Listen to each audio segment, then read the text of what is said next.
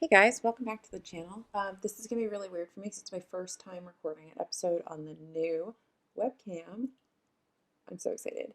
But it's weird because I look here, but I see myself here. I'm used to seeing myself in the camera, so if I look like I'm talking to the wrong thing, bear with It's Alyssa. I'm about to start editing the most recent video, and I realized that I don't think I look at the camera throughout most of this video, so it looks like I am going, hey, so you guys want some books? Let me talk about some books. Hey, books. Books? Books. Books. Bear with while I get used to this camera. but let's jump into it.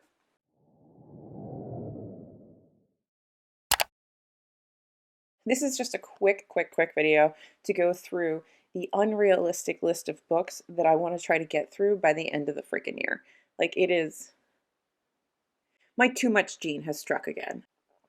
Bracing myself with coffee. I'm not used to this thing auto-focusing all the time, but we're gonna go with it. I have 12 books. 12 books on my I would really like to read them by the end of the year. And if you can see, this is some of the physical copies of books I have, and most of them are not, they're not small because I don't know why I hate myself this much. I am trying to position myself to have a really good start to the 75 hard reading challenge. If you don't know what that is, I will leave a link for it somewhere, so you guys can see the announcement video and the tracker and all the stuff. But essentially, it's a challenge that I'm starting that runs for 75 days from whenever you want to start. You can start whenever you want. It's just about like reading your shelves, reading your ebooks, and moving your body a little bit, and just kind of trying to set some good habits and intentions and goals at the end of this year and going into 2022. So we have like a jump start on a really good year for next year. So I have 12 books on my list. I've got split down the middle between ebooks and physical copies to fit in with that 75 hard challenge. You guys can go check that out and join, because some people have already started, and it's really exciting seeing people use the tracker and enjoy what they're doing. And so we're gonna set ourselves up for a really good 2022 because we need it. We all need it. So anyway, let's just jump into this because I don't want this to take forever because I tend to babble. So coffee, and we're gonna go into the books. So I guess we'll start with the physical books because they're sitting right here. I hope you guys like the fire. I tried to make it exciting. Don't mind like all like my random shit behind me because I haven't cleaned my bedroom in a while. But if you've seen my unplugged unboxings, you've seen this beautiful book sleeve that is Gilmore Girls themed. Words. Filming a video, have no words. I am brain dead. I will one day watch Gilmore Girls, but it's kind of becoming part of my brand that I've never seen Gilmore Girls, and it irritates the hell out of Naomi, so I kind of gonna keep going. But in here is my next book in the Expanse series. So this is Caliban's War, which is book 2. I read Leviathan Wakes. I will have a reading vlog coming for that at some point. I just need to edit it. But I really, really love Leviathan Wakes. It's a sci-fi space mystery. I don't know. It's really good. Jesus is reading Leviathan Wakes right now, so I've got to hurry up and read Caliban's War so he can read this next if he so chooses. He's kind of a little iffy on Leviathan Wakes because this is the stuff I read when I was a kid. I kind of got over this. He's a poop. I want to read the 1619 Project, which we are doing a giveaway for this at some point. I just don't know when the hell we're going to announce it. Focus on something, please. Me? Okay.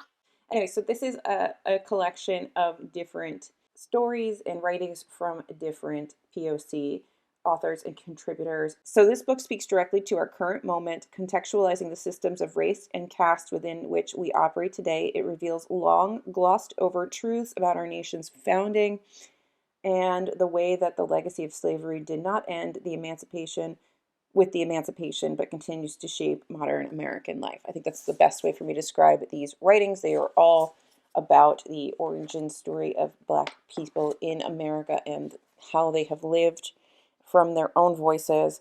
And I'm really excited because I know that there's been a lot of random controversy over this, because of course there is. Because anytime anything remotely CRT-like comes out, people get upset. But I'm really, really excited to read this. Naomi has this. There's a couple readathons going on, or buddy reads going on for this book in December. So we are going to get to it. And I even have the audiobook, which Libro kindly gifted to me, so as part of their influencer program. So I am like, yes. But we will be doing a giveaway for this at some point. So just stay tuned on TBR Lowdown, and we will announce it. It's either just been announced or it will be announced soon. We are just two women who do a lot of things, and we are getting overwhelmed with the amount of things we do. It is crazy running our own accounts, doing our regular jobs, running the podcast, running TBR Lowdown, taking care of our family, taking care of ourselves. So yeah, we're getting there. Next up on the pile is The Firekeeper's Daughter, which I know that Jess Owens loves dearly, and I can't wait to read this. I've had the audiobook for a really long time, and I've been holding out to get a copy, and then my friend Emma kindly gifted me a hard copy of it for my birthday. So I finally have it. What I really hate is that they put this sticker on it. Oh wait, this comes off.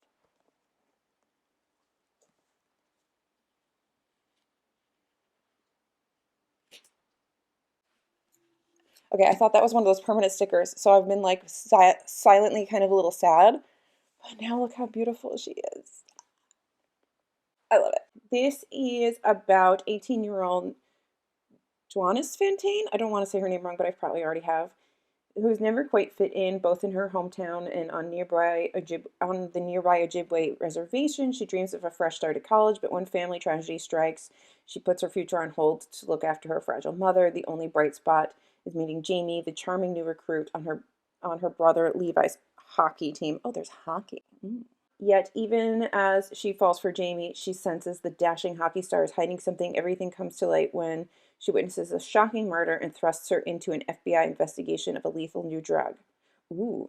It's an electrifying thriller layered with rich exploration of modern Native experience and a reckoning of current and historical injustices and a powerful celebration of community. So I'm really, ooh, I've not heard anything bad. So like these are like the books that I have the highest hopes for this year, and they're trying to like cram them all in to 1 month and just end the year off with a bang. So that's what we're kind of going for.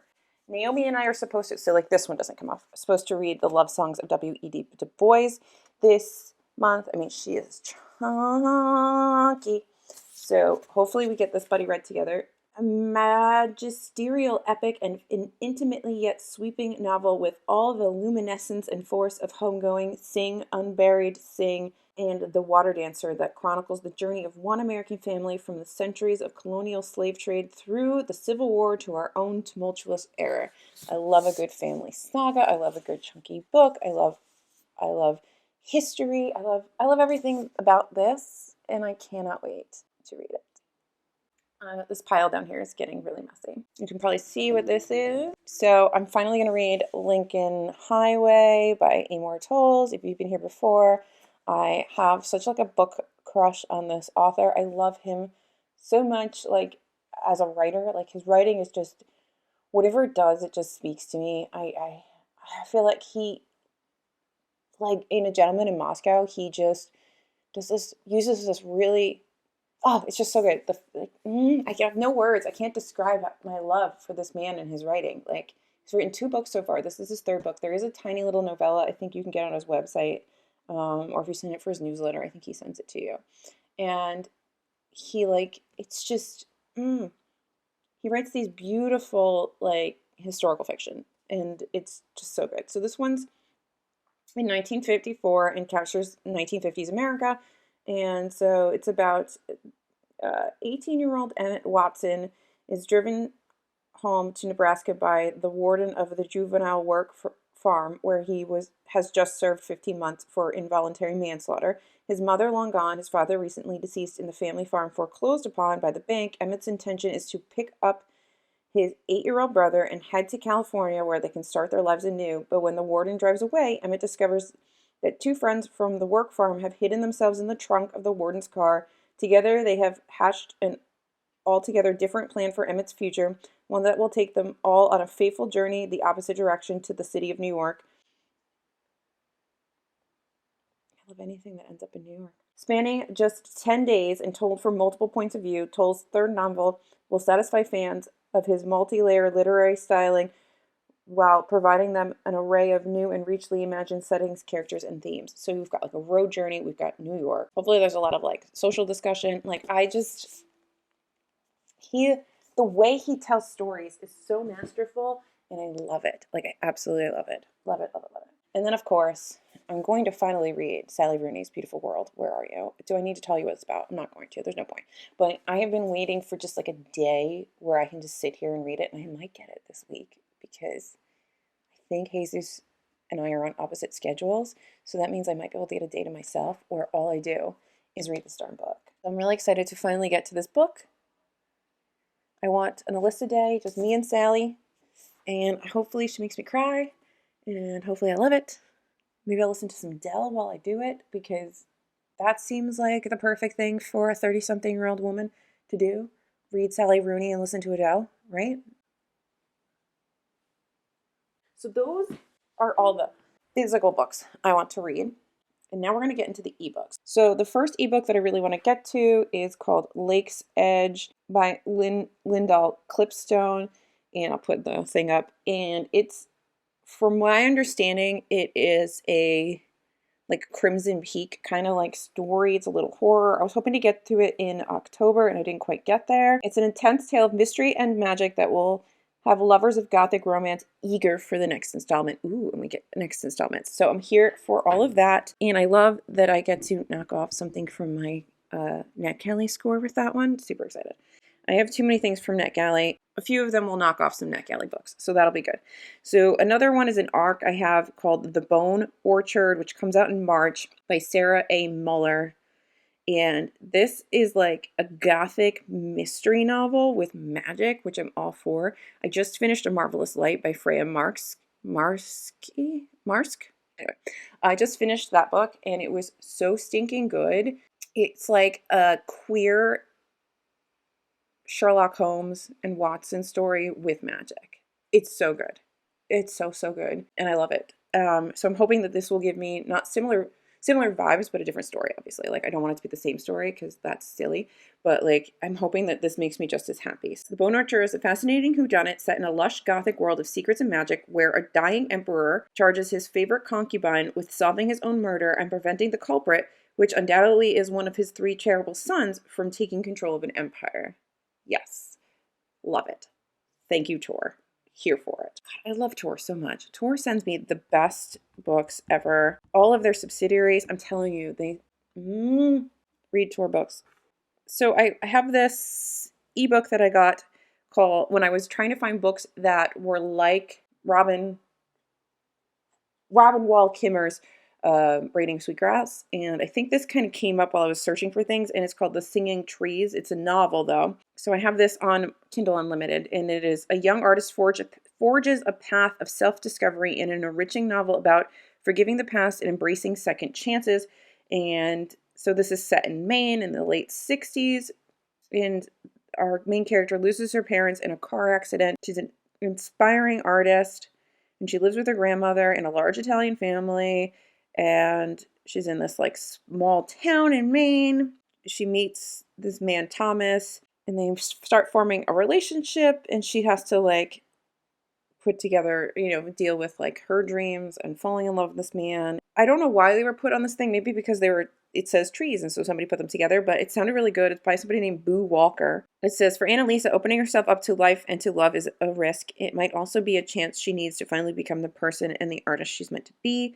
So I'm kind of excited to see what this is all about. It sounds very introspective. I like a good love story. I like a good, like, dealing with grief and small town stuff. So it should prove to be interesting. We'll see. It has really good reviews on Kindle Unlimited. Black Sunshine. This is also on my Kindle Unlimited, like, pile of books. So this is by Karina Hale, and this is a dark paranormal romance, I'm fairly certain. Yeah, this is a dark vampire romance. It's Dark Eyes Book 1. I'm excited. I love everything about vampires. I love a good, like, dark, gothic-y romance. I'm here for it. Apparently there's plot twists and anti-heroes and like really good chemistry, and I'm all for it. Oh, there's a content warning. As vampire romance with a sexy bite, it's featuring stalking, kidnapping, blood play, cutting, bondage, murder, violence, gore, borderline male-female male. Ooh, we get like a threesome. Or sharing, and scenes about dubious consent. However, it does not contain any actual like abuse from the hero towards the heroine, so keep that in mind if you expect that kind of dark romance. I know there's lots of people who like that very questionable, sometimes I kind of like that very questionable consent, the non-consensual consent. You know, I don't know why, like, I talk about that and I do this. So this sounds spicy and a little bit like risque, and I'm here for it. And I don't know where to look because this computer screen is just so large, and like this is so small, and yeah. It's easier to actually just talk to myself. On the Black Sands it's the last Kindle Unlimited that I have on this particular list. And this is on these Black Sands. I'm sorry. This is a pirate fantasy. Is it a romance? I'm not sure, but the main character's name is Ifa, which is like one of my favorite names ever. And this is by Vanessa Rassanen. Anyway, so if I like this, I'm going to get a hard copy of it because, first of all, the cover is beautiful, which you can see because I'll have it up somewhere. But I just realized I have a pile of just like my pajamas are just over here. I just threw them over here. I just realized this whole time you just looked at my pajama pile. And that's my coat from last night because I was just like, good night. I'm a mess. So in 1 month, Ifa Cascade will turn 20 and take her seat on the Council of the Craig. I don't know. An honor she's been preparing for her whole life. But when she lets a secret slip to her mother with devastating consequences, all her plans for the future crumble. Believing her people to be better off without her, she flees Craig, stowing away aboard a pirate ship bound for dangerous waters. And I'm assuming she's going to fall in love with the pirate captain, and it's going to be lovely, and I cannot wait. I've heard really good things. Everybody who's read it and I've seen it online has really enjoyed it. So I'm hoping I love it too. And then the last book, I think I just have it. So it's Tabitha Brown's Feeding the Soul, which, if you don't know who Tabitha Brown is, where have you been? She is a fantastic, just beautiful soul that is on the interwebs, just spreading light and love and amazingness. And both Naomi and I adore her. Naomi adores her like so much more than I ever could. She has like a creator crush on her. And I got a copy of the e-arc. I was offered a hard copy of the finished book, and I accepted it and sent it to Naomi because I know how much she loves her. And I had an early e-arc of it from like an influencers event that I did with her publisher a while back. So we're gonna finally buddy read it together. I know that Shelby and the bookstore is reading this and one other book for her book club pick this month. So there will be a lot of people talking and reading this book, and I'm just expecting it to be a joy and to bring just give me all the warm, cozy, wonderful winter feels. Sorry about the laundry. Don't look at my... Anyway, I will get better at this at some point. Hey, thank you guys for watching. Hopefully this wasn't too terrible, and I feel like I'm very disjointed because I'm getting used to a new setup, and it's like I'm not comfortable. But anyway, I appreciate y'all being here. Let me know what you're reading or trying to finish by the end of the year. If there's anything in particular you're trying to finish by the end of the year, don't forget to check out the 75 Hard Challenge. I'm starting tomorrow as of filming. Today I'm filming on Sunday the 5th. So hopefully I will be starting, well, I know I will be starting on the 6th, and hopefully I actually get through some of these books because I really do want to read a lot of them. And the physical books are going to be difficult because they are chunky. We'll see. If you've read any of these, let me know. I would love to know your thoughts. Please remember to like and subscribe. You can follow the podcast. I'll leave a link down below. It's called TBR Lowdown. We put out new episodes every Monday. And otherwise, I'll see you guys in my next video, whatever it may be, because it's my channel and I can do whatever I want. Bye. So just sit with me, talking to the night until the morning, building chemistry.